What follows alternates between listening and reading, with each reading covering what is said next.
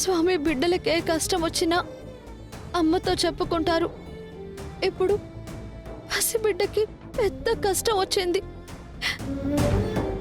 నేను నీతో చెప్పుకుంటున్నాను. ఆ పాప తరపున నేను వేడుకుంటున్నాను. తన ప్రాణాలకి ప్రమాదం లేకుండా ఆ ఆపరేషన్ సక్సెస్ అయ్యేలా చేయి స్వామి.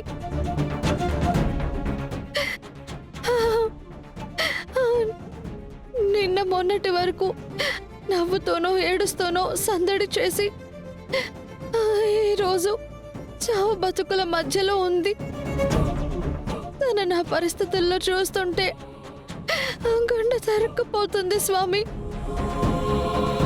ఈ 4-5 నెలల్లోనే దాని మీద అపారమైన ప్రేమను పెంచుకున్నాను.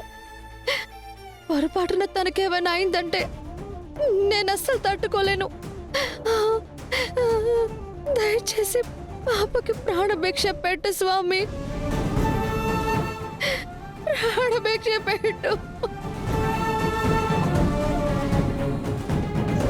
పాపం, పాపని టైంకి తీసుకొచ్చుంటే బ్రతికేదేమో. లేట్ చేసి తప్పు చేశారు. నిండా సంవత్సరం కూడా లేదు, అప్పుడే 100 ఏళ్ళు నిండిపోయాయి.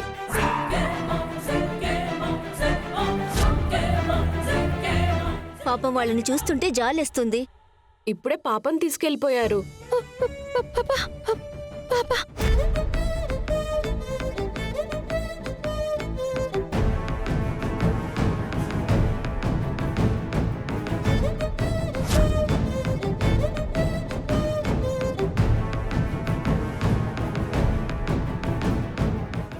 పాపా రామ రామ రామ రామ రామ రామ ఏమైంది? రామ ఏమైంది? రామ పాపా సార్, పాపకి ఏం కాలేదు రామా. పాపకి ఇంకా ఆపరేషన్ అవ్వలేదు రామా. రామ టైం పడుతుంది. ఏమైంది? ఏంటి? ఇంకా ఆపరేషన్ కాలేదా? ఏమైంది వదినా? ఎందుకంత కంగారు పడుతున్నావు? మరి వాళ్ళు పాపకి ఏమైంది రామా? అది ఏం లేదు సార్, కొంచెం భయమైంది. రమా నువ్వేం కంగారు పడకు. రమా పాపకేం కాదు. మనం అందరం ఉండగా, ముఖ్యంగా నువ్వు ఉండగా పాపకేమవుతుంది చెప్పు. రమా ఆపరేషన్ ఖచ్చితంగా సక్సెస్ అవుతుంది. రమా నువ్వు ఎక్కువ ఆలోచించుకో.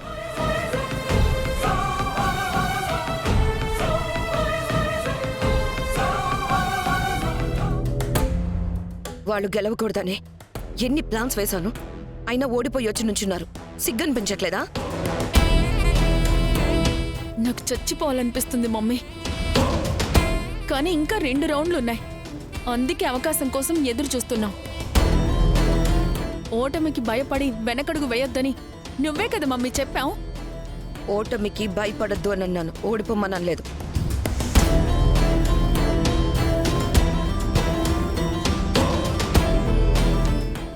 అయినా ప్రాక్టీస్ బానే చేశారు కదా, ఏమైంది మీకు? వాళ్ళు ఇంకా బాగా చేశారు. ఏంటేంటి ఏదో అన్నా? ఏం లేదు మేడం. నేనేం అనరా, చెప్పు. వాళ్ళు ఇంకా బాగా చేశారు మేడం. ఎస్, ఇది కరెక్ట్. మనం ఓడిపోయామంటే దాని అర్థం మనం బాగా చెయ్యకపోవడం కాదు, వాళ్ళు బాగా చేయడం. కాదు కాదు కాదు కాదు, వాళ్ళతో బాగా చేయించడం. ఎవరు చేయిస్తారు మమ్మీ? ఎలా చేయిస్తారు? ఆద్య వీల్ చైర్లో ఉంది కదా. ఆ జానకి వచ్చిందేమో, ఖచ్చితంగా వచ్చి ఉంటుంది.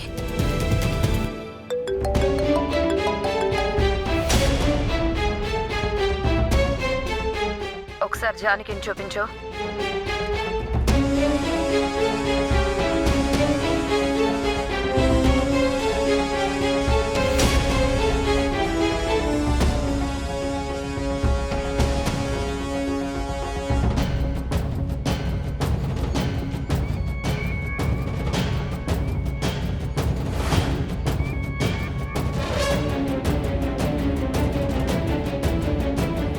చూసారా? ఏంటి అక్కడే ఉంది? మరి ఇక్కడెవరున్నారు? లక్కీగా గెలిచారు మమ్మీ.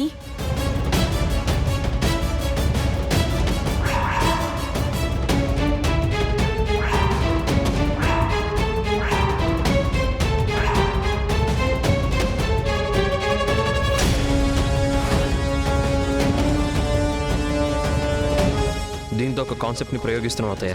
3D టెక్నాలజీతో లేని మనిషిని ఉన్నట్టుగా చూపిస్తాం. నెక్స్ట్ రౌండ్లో మనమే గెలుస్తాం.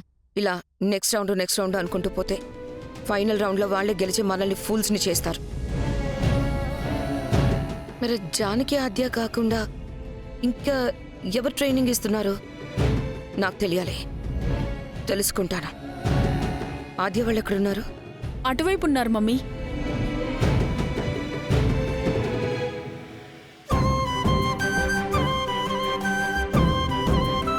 నేను చెప్పిన ప్రతి విషయం చక్కగా గుర్తుపెట్టుకొని మీరు అద్భుతంగా ప్రదర్శిస్తుంటే మిమ్మల్ని చూడ్డానికి నా 2 కళ్ళు చాలేదు. చూడండి, మీరు గెలిస్తే మీ గురువు ఎంత పొంగిపోతుందో. గురుదక్షిణంటే డబ్బులో బట్టలో ఇవ్వడం కాదు, ఇలాంటి విజయాల్ని ఇవ్వటం, గుర్తుండిపోయే క్షణాలనివ్వటం. అదిప్పుడు మీరు ఆచకిచ్చారు.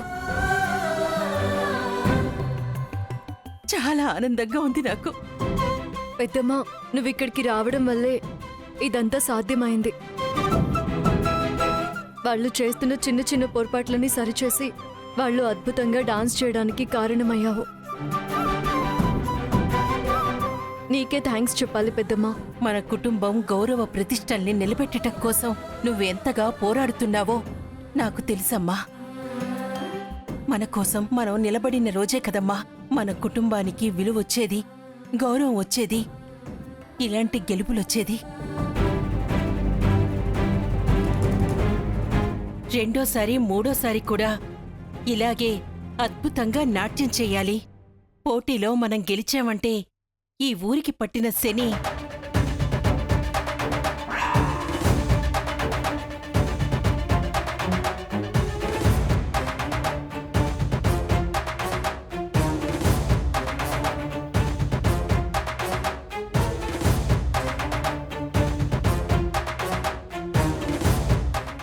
హలో లూజర్, ఏంటి ఇలా వచ్చారు?